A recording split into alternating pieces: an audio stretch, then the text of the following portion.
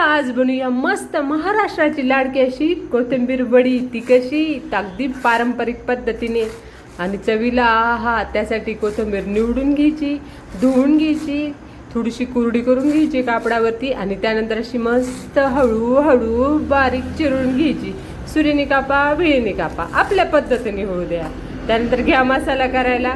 घाला त्याच्यात लसूण, जिरे, हिरवी मिरची, मीठ सर्वात महत्त्वाचं.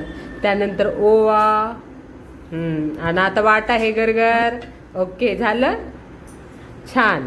तर घाला कोथिंबीर, 2 मोठे चमचे डाळीचं पीठ घातलेलं. आता मी डाळ दळतानाच ह्यामध्ये तांदूळ घालून देत असते बरं का, त्यामुळे मी आता वरनं तांदळाचं पीठ नाही घातलेलं. तुम्ही तांदळाचं पीठ घाला. एक पोहे खायचा 2 चमचे घालून घ्यायचे. त्यानंतर मसाला वाटलेला, हळद घाला आणि 1 कप भरून कमी आंबट असलेलं ताक घालून घ्यायचे. कारण की आपण ह्यामध्ये सोडा वापरणार नाही, पण कोथिंबीर वडीला जाळी तर पडली पाहिजे ना, त्यासाठी 1 कप भरून ताक घालून घ्यायचं. कमी आंबट असलेलं दही असेल तरी देखील चालेल. आणि अगदी हळूहळू पाणी घालायचं बरं का, एकदम भसकन पाणी नाही घालायचं. अगदी हातावर थोडं थोडं पासा पाणी घालायचं. कारण कोथिंबीरीला स्वतःचं असं पाणी असतं आणि ही शेतातली गावरान अशी कोथिंबीर आहे. मग हिच्यात किती पाण्याचा अंश असेल बरं, फक्त विचार करा. अशी मस्त भज्यापेक्षा थोडंसं घट्ट असं पीठ करून घ्यायचं. झालं का, ठेवा बाजूला.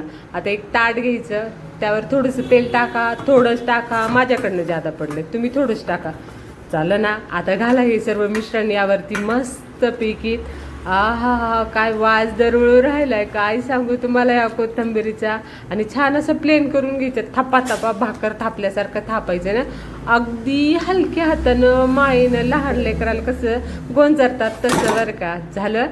कढईत आपण गरम पाणी करायला ठेवलं होतं, त्यावरनं ही झाकणी आहे ती हळूच वरून सोडून द्यायची बरं का. अगदी त्यात घालूच तर बोटं ठेवायची नाही, नाही तर बोट चरचरलेच. आता त्यावरनं तीळ घालून घ्यायचे आणि झाकून ठेवायची. कशी वाफ येते. झालं ना, 15 मिनिटात आपली कोथिंबीर वडी तयार. फक्त कमी गॅसवरती 15 मिनिटं वाफवून घ्यायची. अशा प्रकारे आपली ही कोथिंबीर वडी तयार झालेली आहे.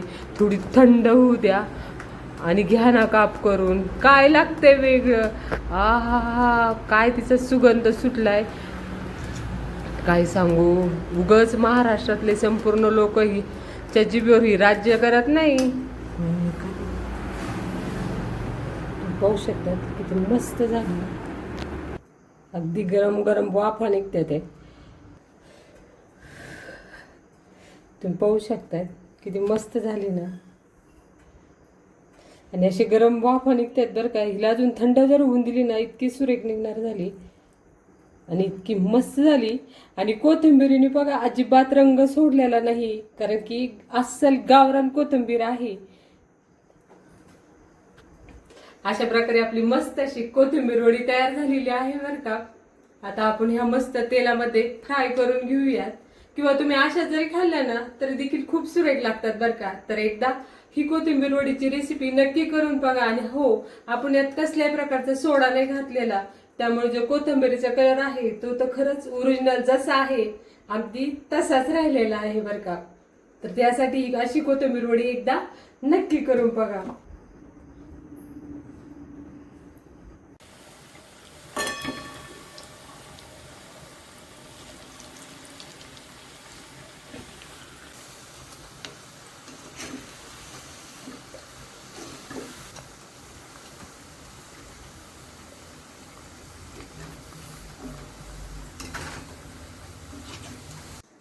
कशी कोथिंबीर वडी मस्त अशी दह्यासोबत खायची, किंवा सॉस सोबत खा, निस्ती खा, कशी खा, एकच नंबर लागते. मस्त अशी कुडकुडीत झाली आहे, बघू शकताय.